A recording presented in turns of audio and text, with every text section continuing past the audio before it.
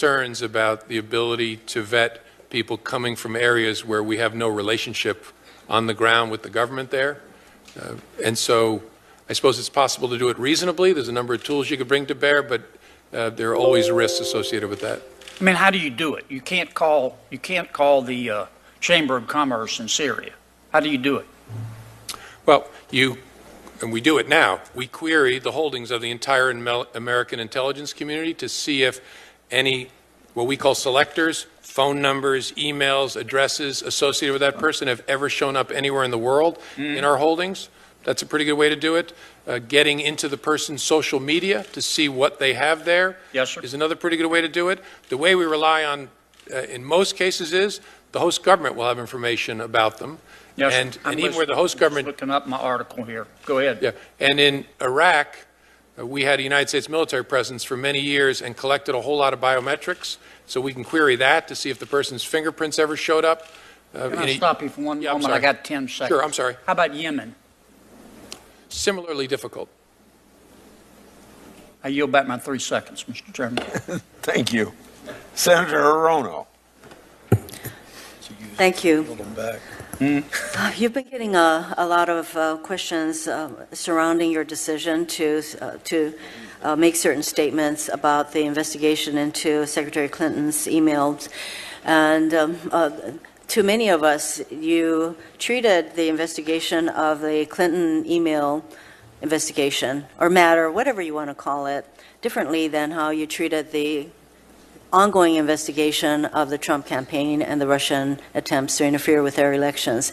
And while you've, if I can understand correctly, that there's you felt free to speak about the Clinton investigation because it had been completed when you had your press conference in July? Correct. Of 2016. And you do confirm that there is still an ongoing investigation of the Trump campaign and their conduct with regard to Russian efforts to undermine our elections? We're conducting an investigation to understand whether there was any coordination between the Russian efforts and anybody associated with the Trump campaign. So since you've already confirmed that such an investigation is ongoing, can you tell us more about what constitutes that investigation? No. In July of 2016, when you announced that you were not going to be bringing criminal charges against Secretary Clinton because you did need to show intent, and there was no intent discovered, you spoke for 15 minutes. And not only did you say that you were not going to bring criminal charges against her, by the way, which you said at the end of your 15 minutes, but you went on to chastise her, saying that she had been extremely careless. You raised questions about her judgment. You contradicted statements she had made about her email practices, and said that possibly that hostile foreign agents or governments had gained access to her server, and that had she still been employed by the government, she could have faced disciplinary action for what she did. I just wanted to know whether, when you made all those public statements chastising her, which amounts to editorializing on your decision not to bring about criminal charges, it had to occur to you that this public chastisement put Secretary Clinton in a negative light. So did you consider whether this public chastisement might affect her campaign? I have to respectfully disagree with your characterization of my intention as chastising or editorializing. My goal was to say what is true. What did we do? What did we find? What do we think about it?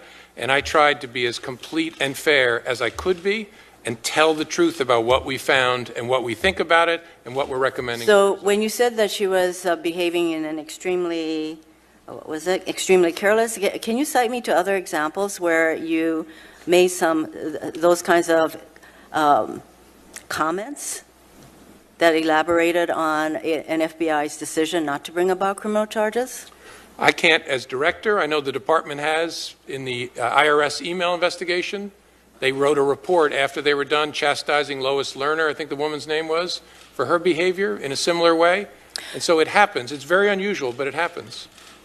But we know that you were very concerned about what might happen if it came to light that you had possibly gone easy on Mrs. Clinton, and therefore that you were concerned about the political ramifications of your decisions, and yet...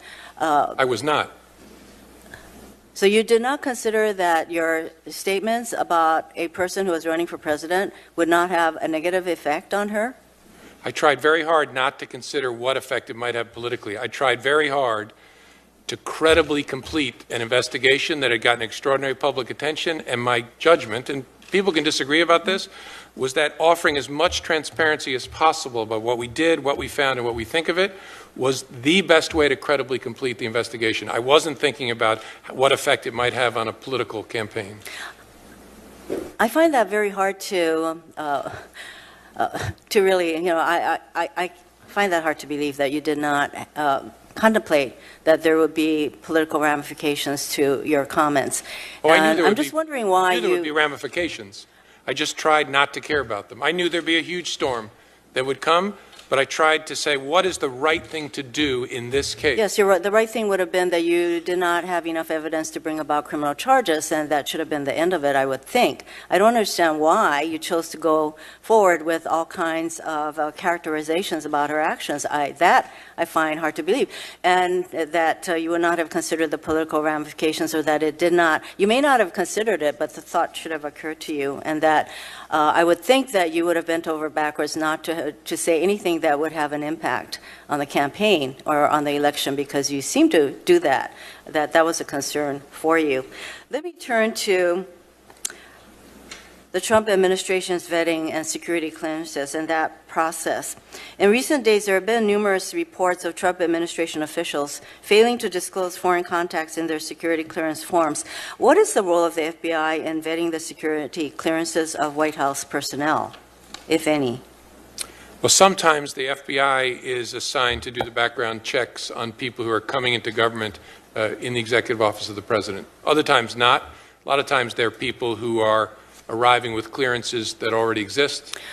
So in the case of the Trump administration officials, and there have been a number of them, was the FBI asked to participate in the vetting process? The FBI has done background checks for some appointees in the Trump administration. Can you disclose who these appointees were or are? I can't, I'm not comfortable sitting right here. I don't know them for sure, but I shouldn't talk about individuals in an open forum, at least without thinking about it better. What would be the consequences for a White House staffer or personnel who fails to disclose their foreign contacts on a security clearance form? Well, hard to say. It could include losing your clearances. If conduct is intentional, it could subject someone to criminal liability. And is that something that the Department of Justice would investigate and pursue? Potentially. I think it would depend upon who owned the clearance as well. In the first instance, it might be another part of the intelligence community. So since there have been these concerns raised about the clearances not being appropriately vetted, is there an ongoing FBI investigation into what happened with the vetting process and whether any crimes may have been committed? It's not something I can comment on sitting here. Senator Cruz. Thank you. Thank you, Mr. Chairman. Director Comey, welcome. Thank you for your service. Thank you for your testimony. I have to say I found your answer to Senator Kennedy a few minutes ago puzzling, in that you described the reason why the case was closed against Ms. Abedin as that you could not determine she was aware her conduct was unlawful. And the reason that answer is puzzling is you're a very accomplished lawyer, and as you're well aware, every first-year law student learns in criminal law that ignorance of the law is no excuse, and that mens rea does not require knowledge that conduct is unlawful. And in fact, the governing statutes, 18 U.S.C. 793F and 18 U.S.C. 798A, have no requirement of a knowledge of unlawful. 798A provides whoever knowingly and willfully communicates, furnishes, transmits, or otherwise makes available to an unauthorized person classified information shall be fined under this title or imprisoned not more than 10 years or both.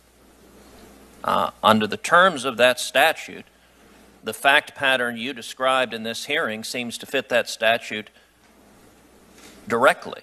in that, if I understand you correctly, you said Ms. Abedin forwarded hundreds or thousands of classified emails to her husband on a non-government, non-classified computer. How does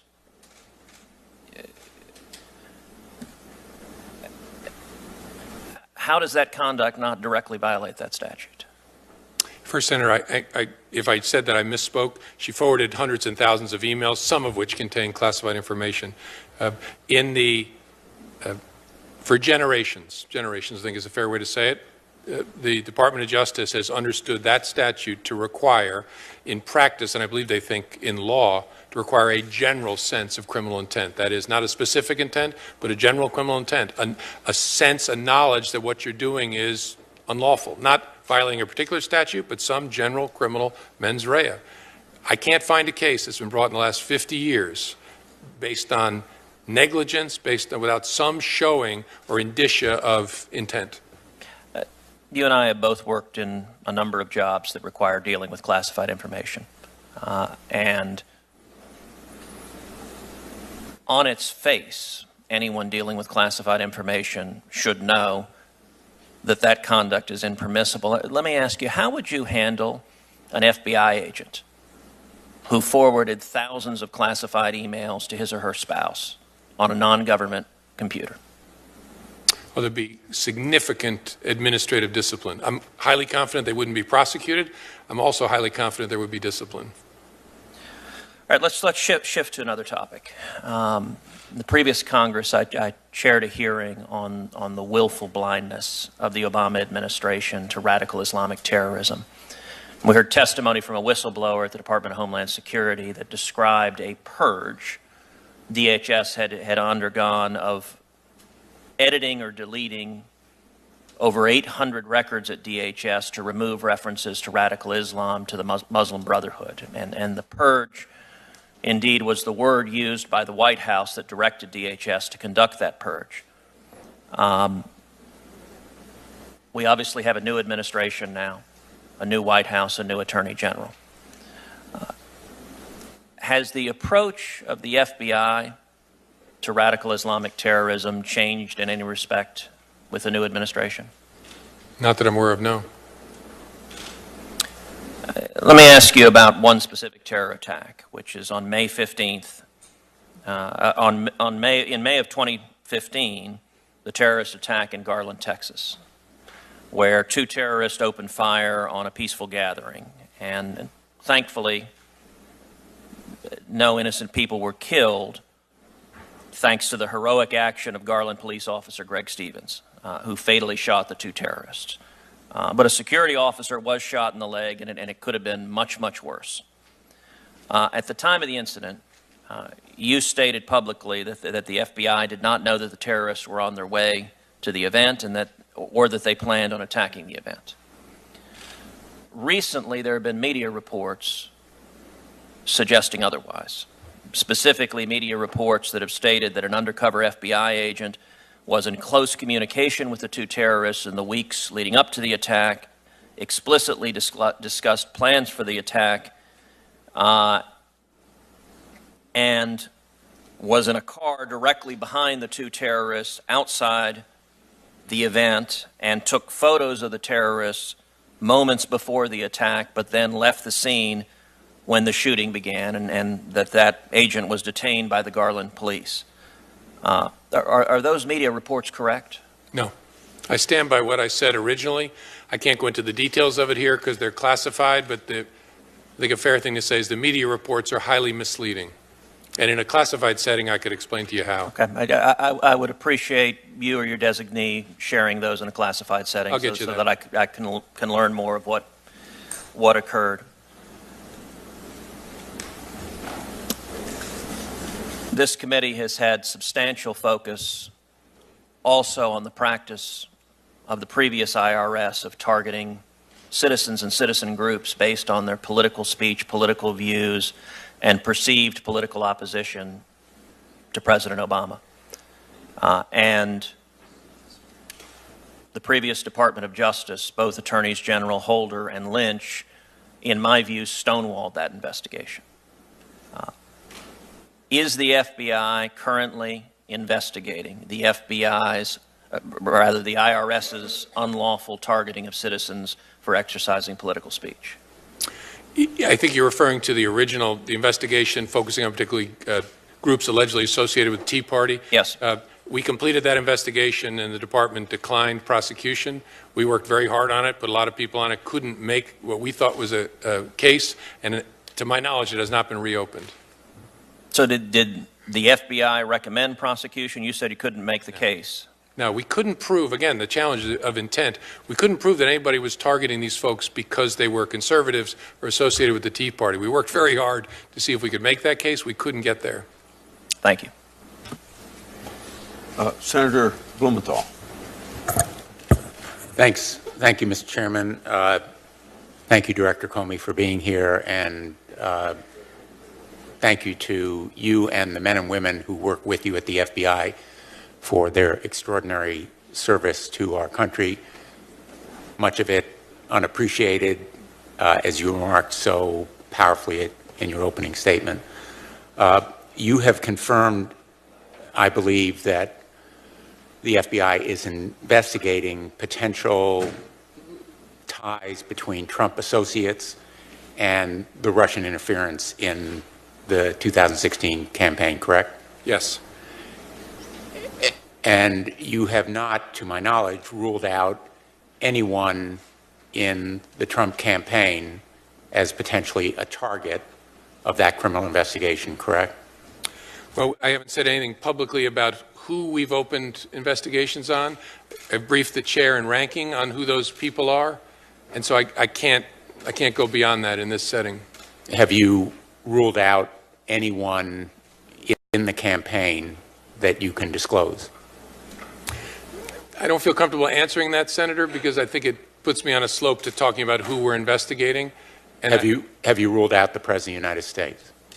I don't want people to overinterpret this answer. I'm not going to comment on anyone in particular because that puts me down a slope of, because if I say no to that, then I have to answer succeeding questions. So what we've done is brief the chair and ranking on who the U.S. persons are that we've opened investigations on, and that's as far as we're going to go at this point. But as a former prosecutor, you know that when there's an investigation into several potentially culpable individuals, the evidence from those individuals and the investigation can lead to others, correct? Correct. We're always open-minded about, and we follow the evidence wherever it takes us. So potentially the President of the United States could be a target of your ongoing investigation into the Trump campaign's involvement with Russian interference in our election, correct? I just worry, I don't want to answer that because that seems to me unfair speculation. We will follow the evidence. We'll try and find as much as we can, and we'll follow the evidence wherever it leads. Wouldn't this situation be ideal for the appointment of a special prosecutor, an independent counsel, in light of the fact that the Attorney General has recused himself and, so far as your answers indicate today, no one has been ruled out publicly in your ongoing investigation? I understand the reasons that you want to avoid ruling out anyone publicly, but for exactly that reason, because of the appearance of a potential conflict of interest, isn't this situation absolutely crying out for a special prosecutor? That's a judgment for the Deputy Attorney General, the Acting Attorney General on this matter, and not something I should comment on. You had some experience in this kind of decision. In 2003, you admirably appointed a special prosecutor, Patrick Fitzgerald, when the Attorney General, then John Ashcroft, recused himself from involvement in the investigation concerning whether the Bush administration officials illegally disclosed the identity of an undercover CIA official. Are there any differences materially between that situation and this one, so far as the reasons to appoint a special counsel? Well, I think both situations, as with all investigations that touch on people who've been actors in a political world, involve considerations of actual conflict of interest and appearance of conflict of interest. And I'm not going to talk about the current situation. In that situation, my judgment was that the credibility of the investigation into the leak of the CIA officer's identity would be best served by not having it overseen by myself, because I was a political appointee, and appointing someone and giving him the authority to run it separate from the political leadership of the Department of Justice. That was my judgment in that circumstance. I don't know what judgment the acting Attorney General will make. I'm sure he'll consider many of the same things. Has he asked for your advice? I'm not going to say, Senator, because I wouldn't. When I was DAG, I didn't want people talking about what their conversations with me, so I'll do the same for him. So far as the investigation, the ongoing investigation into Trump associates and their potential collusion with the Russian meddling in our election, will you be providing any updates to the American people? Certainly not before the matter is concluded, and then depending upon how the matter is concluded, I mean, some matters are concluded with criminal charges, and then there's a public accounting and a charging document. Other matters, as was the case with the email investigation, end with no charges, but some statement of some sort. Others end with no statement. I don't know yet. And obviously, I'd want to do that in close coordination with the department.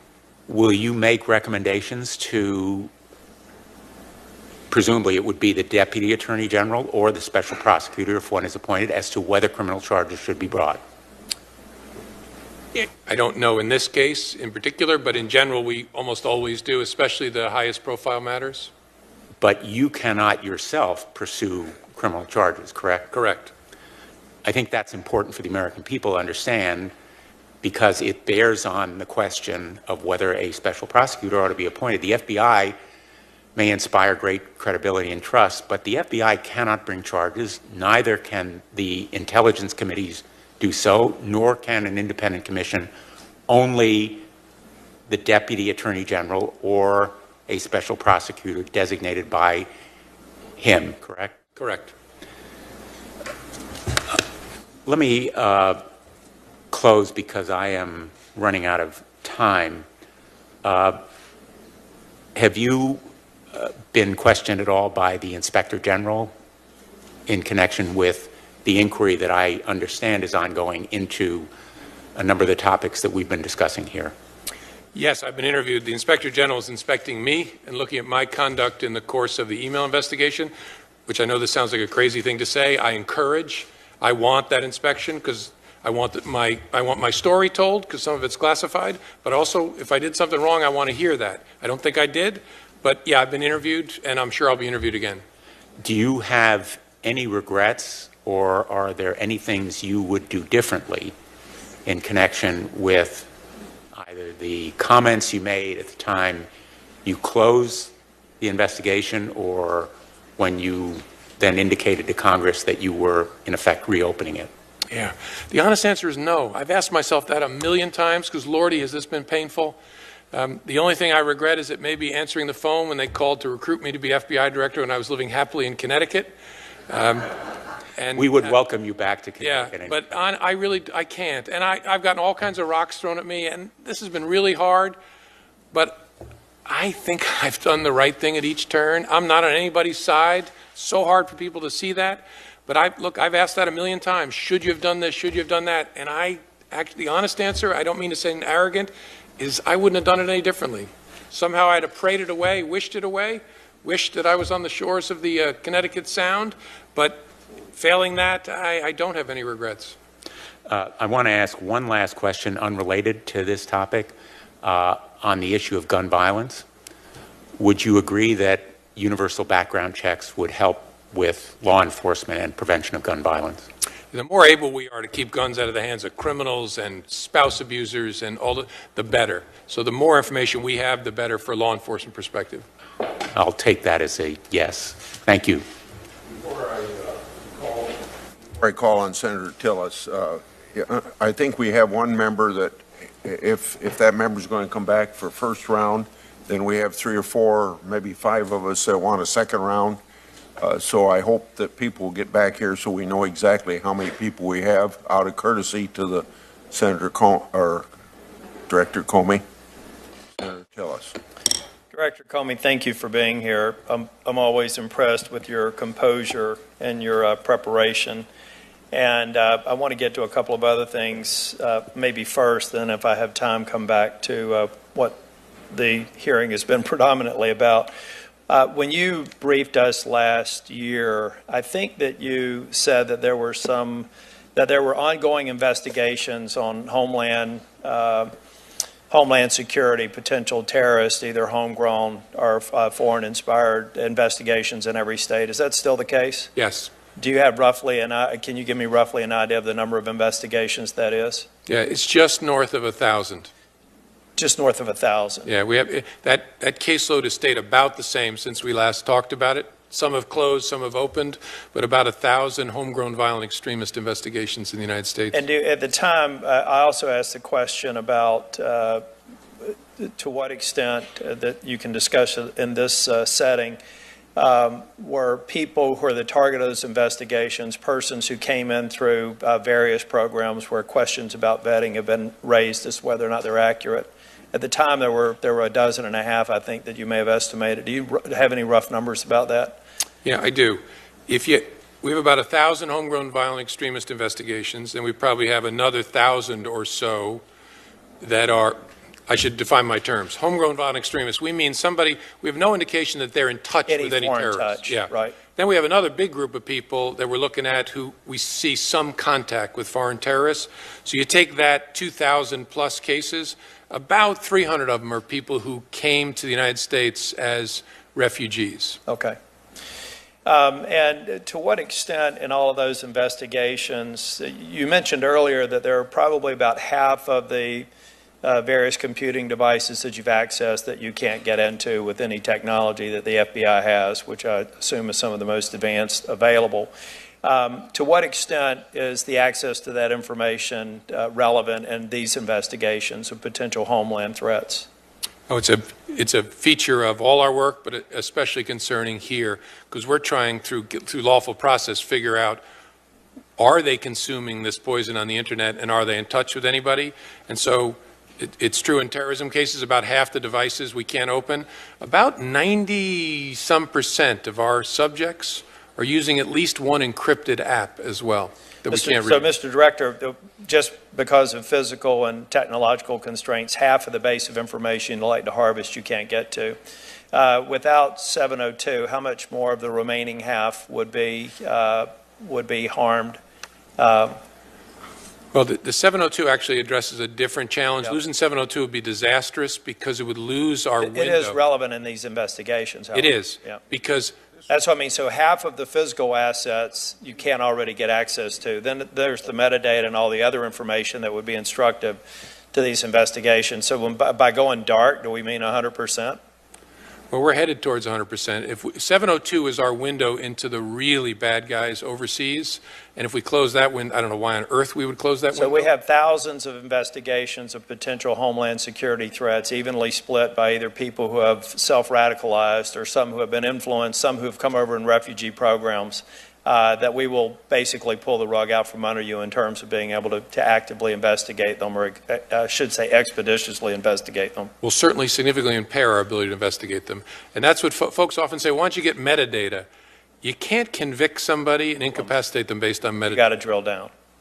The Director Comey, in my remaining time, I want to go back to the investigation. And I just want to give you another opportunity to maybe finish by explaining the context that you were operating in. But I want to create the context going back to when the investigation first began.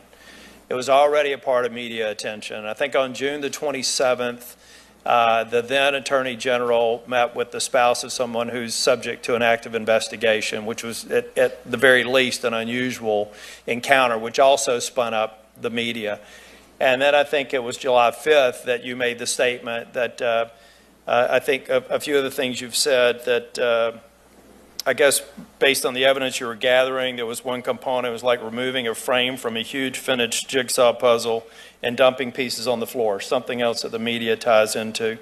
Then you said there is evidence of potential violations of statutes regarding the handling of classified information. And you went on to say that under similar circumstances, a person who's engaged in these activities would likely be subject to security or administrative sanctions. I mean, that was the tough part of the statement that you made. But you went on to say that you didn't believe a reasonable-minded prosecutor would bring a case, even though there was evidence of potential violations, and that you were expressing your view that the Justice Department should not proceed. Is that typical for you to go to a point and say, I've gathered this information, there may be evidence of violations, but we don't think any reasonable prosecutor in the DOJ would pursue it, therefore we're going to recommend not pursuing it? Is that common? For an FBI director to do that? Yeah. I've never heard of it. I never imagined it ever until this circumstance when Was there some logic in that at the time that you were making that decision based on the information that you were provided? Was there the same sort of thought process that you're going through there to have it rise to that level that then led to your October 28th notification of Congress that you had to look at other evidence that had been identified on Anthony Weiner's PC? What I'm trying to do is say it looks like you were trying to provide as much transparency and as much real-time information as you had. Yeah. And then on November the 6th, the FBI apparently moved heaven and earth and got something done in a matter of days that they thought was going to take beyond the election. But you were in that pressure cooker. I just wanted to give you an opportunity to glue together, I think, the decision for your actions on July the 5th and how I think there's parallels between that and what you ultimately did on October the 28th and then November the 6th. And I'll yield back the remaining of my time for the answer. And I've lived my whole life caring about the credibility and the integrity of the criminal justice process, that the American people believe it to be and that it be in fact fair, independent, and honest. And so what I struggled with in the spring of last year was, how do we credibly complete the investigation of Hillary Clinton's emails if we conclude there's no case there? The normal way to do it would be to have the Department of Justice announce it. And I struggled as we got closer to the end of it with a number of things had gone on, some of which I can't talk about yet, that made me worry that the department leadership could not credibly complete the investigation and decline prosecution without grievous damage to the American people's confidence in the justice system. And then the capper was, and I'm not picking on the Attorney General, Loretta Lynch, who I like very much, but her meeting with President Clinton on that airplane was the capper for me. And I then said, you know what, the department cannot by itself credibly end this. The best chance we have as a justice system is if I do something I never imagined before, step away from them and tell the American people, look, here's what the FBI did, here's what we found, here's what we think. And that offered us the best chance of the American people believing in the system, that it was done in a credible way. That was a hard call for me to make, to call the Attorney General that morning and say, I'm about to do a press conference and I'm not going to tell you what I'm going to say. And I said to her, I hope someday you'll understand why I think I have to do this. But look, I wasn't loving this. I knew this would be disastrous for me personally, but I thought this is the best way to protect these institutions that we care so much about. And having done that, and then having testified repeatedly under oath, we're done, this was done in a credible way, there's no there, that when the Anthony Weiner thing landed on me on October 27th, and there was a huge, this is what people forget, new step to be taken, we may be finding the golden missing emails that would change this case. If I were not to speak about that, it would be a disastrous, catastrophic concealment. It was an incredibly painful choice, but actually not all that hard, between very bad and catastrophic. I had to tell Congress that we were taking these additional steps. I prayed to find a third door. I couldn't find it. 2 actions, speak or conceal. I don't think many reasonable people would do it differently than I did, no matter what they say today. If you were standing there staring at that on October 28th, would you really conceal that? So I spoke. Again, the design was to act credibly, independently, and honestly so the American people know the system's not rigged in any way, and that's why I felt transparency was the best path. In July, and then I wasn't seeking transparency. In October, I sent that letter only to the chairs and rankings. Yeah, did I know they were going to leak it? Of course. I know how Congress works, but I did not make an announcement at that point. And then my amazing people moved heaven and earth to do what was impossible, to get through those emails by working 24 hours a day, and then said, honestly, sir, we found tons of new stuff, doesn't change our view. And I said, are you sure? Don't do it just because you're under pressure. They said, we're sure. We don't believe there's a case against Hillary Clinton. And I said, then by God, I got to tell Congress that, and no, I'm going to get a storm at me for that. But what I can promise you all along is, I said to people, you may think we're idiots, we're honest people. We made judgments trying to do the right thing, and I believe, even with hindsight, we made the right decisions. And I'm sorry for that long answer. Director Comey, we have 7 times 6 is 42 minutes. I hope you won't want to take a break. I'm made of stone. Thank you.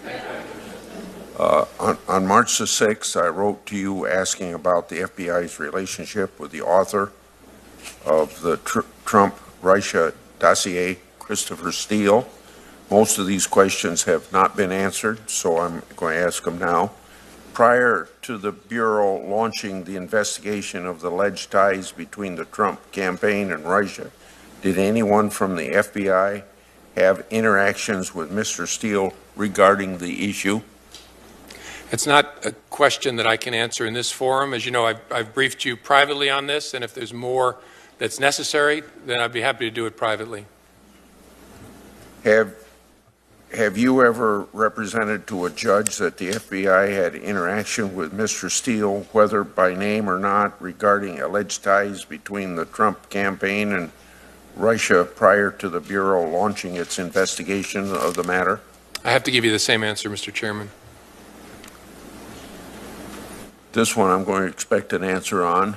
Do FBI policies, just the policies, allow it to pay an outside investigator for work another source is also paying him for as well?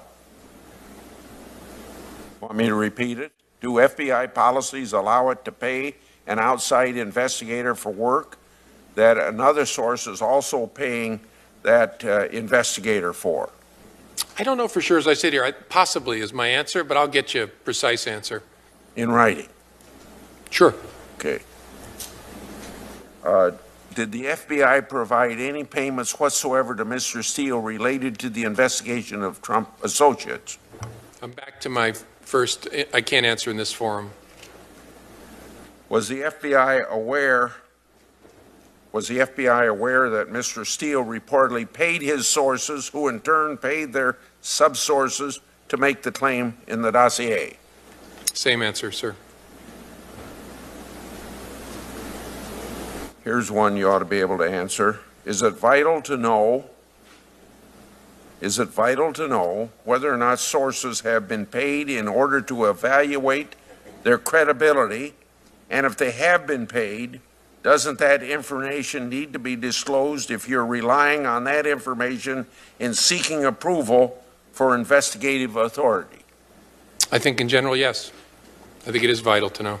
The FBI and the Justice Department have provided me material inconsistent answers in closed settings about its reported relationship with Mr. Steele. Will you commit to fully answering the questions from my March 6th and April 28th letter and providing all requested documents so that we can resolve those inconsistencies, even if in a closed session being necessary? Because as I sit here, I don't know all the questions that are in the letters. I don't want to answer that specifically, but I commit to you to giving you all the information you need to address just that challenge, because I don't believe there's any inconsistency. I think there's a misunderstanding, but in a classified setting, I'll give you what you need. Okay. Well, I hope to show you those inconsistencies. No, and I think I know what where the confusion is, but I think in a classified setting, we can straighten it out. Next question. According to a complaint filed with the Justice Department, the company that oversaw dossier's creation was also working with a former Russian intelligence operative on a pro-Russian lobbying project. At the same time, the company Fusion GPS allegedly failed to register as a foreign agent for its work to undermine the Magnitsky Act, which is a law that lets the president punish Russian officials who violate human rights. Before I sent you a letter about this, were you aware of the complaint against Fusion was acting as an unregistered agent for Russian interest? It's not a question I can answer in this forum. You can't answer that. No, I can't. Go on to something else. Last week, the FBI filed a declaration in court pursuant to Freedom of Information Act litigations. The FBI said that a grand jury issued subpoenas for Secretary Clinton's emails, yet you refused to tell this committee whether the FBI saw it or had been denied access to grand jury process from the Justice Department. So I think a very simple question: why does the FBI give more information to someone who files a lawsuit than to an oversight committee in the Congress? And that has happened to me several times. I'm not sure, Senator, whether that's what happened here, but you're right. I refuse to confirm in our hearings as to whether we'd used a grand jury and how. I think that's the right position because I don't know it well enough. I don't think I can tell you, I don't think I can distinguish the statements made in the FOIA case as I sit here. But, yeah. So, just as a matter of proposition then, if I, Chuck Grassley, as a private citizen, file a Freedom of Information Act, and you give me more information than you'll give to Senator Chuck Grassley, how do you justify that? Yeah, it's a good question. I don't. What do you mean it's a good question? How do you justify it? What I was going to say is a good question. I can't as I sit here. Ye gods. Was the Clinton investigation named Operation Midyear because it needed to be finished before the Democratic National Convention? If so, why the artificial deadline? If not, why was that the name?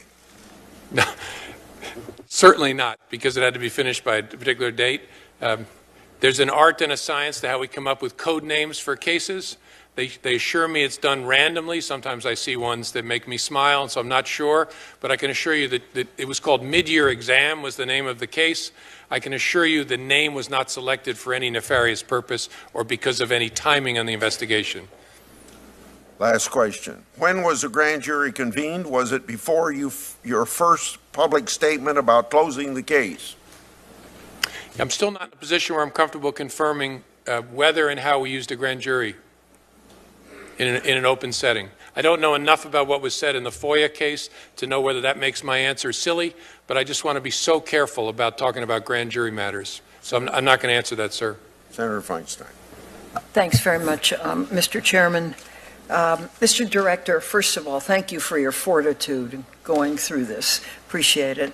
In your testimony, you noted that the first half of the fiscal year, the FBI was unable to access the content of more than 3,000 mobile devices, even though the FBI had the legal authority to do so. I'm familiar with one of those, and that is the Southern California terrorist attack, where 14 people were killed in San Bernardino. Of those 3,000 devices that you weren't able to access, can you say how many of these were related to a counterterrorism event? I don't know as I sit here, Senator, but we can get you that information. Yeah, I'd really very much appreciate that. We had looked at legislation that would take into consideration events of national security and provide that devices, it must be some way of even going before a judge and getting a court order to be able to open a device. Do you think that would work? Well, that would sure, to my mind, be a better place for us to be from a public safety perspective, but we aren't there now.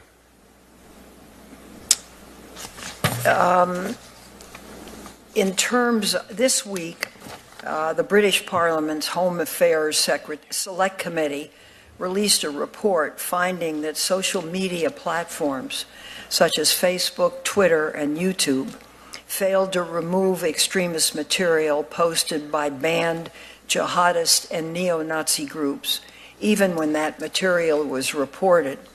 The committee urged tech companies to pay for and publicize online content monitoring activities and called on the British government to strengthen laws related to the publication of such material. Last year, I worked with Senators Burr, Rubio, and Nelson to introduce a bill to require tech companies to report terrorist activity on their platforms to law enforcement. What do you advise?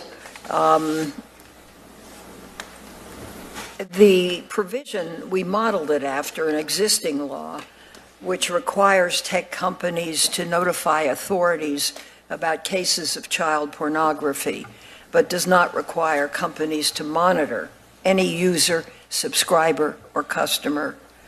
I plan to reintroduce the provision in separate legislation. So here are two questions.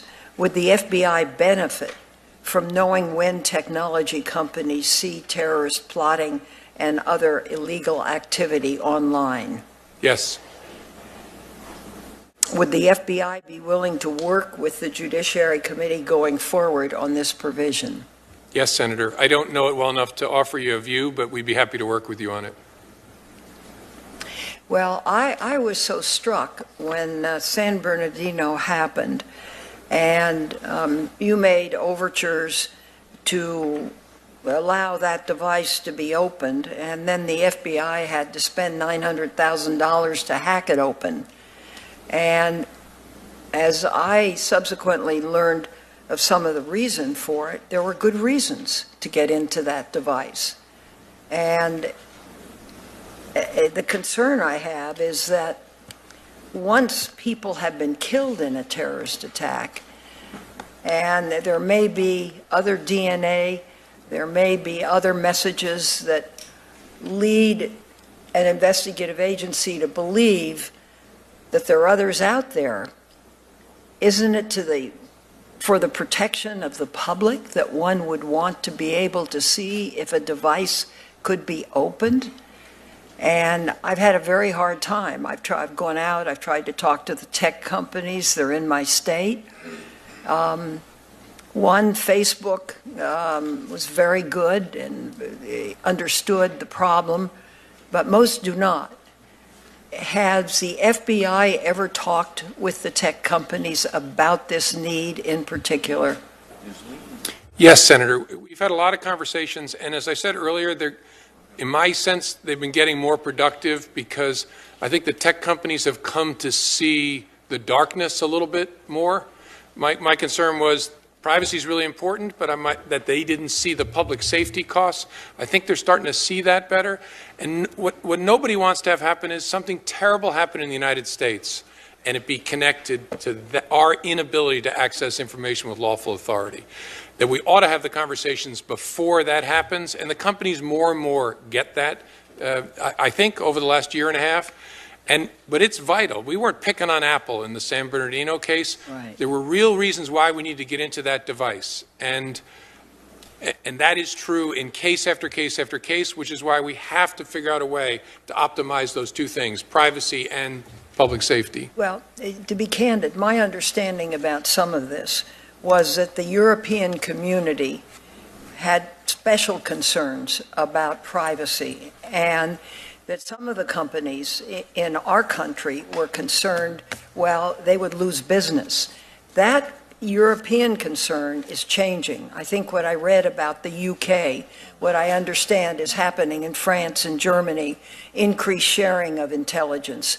The realization, I think, that they have very dangerous people in large numbers, possibly plotting at any given time to carry out an attack, has had some palliative effect.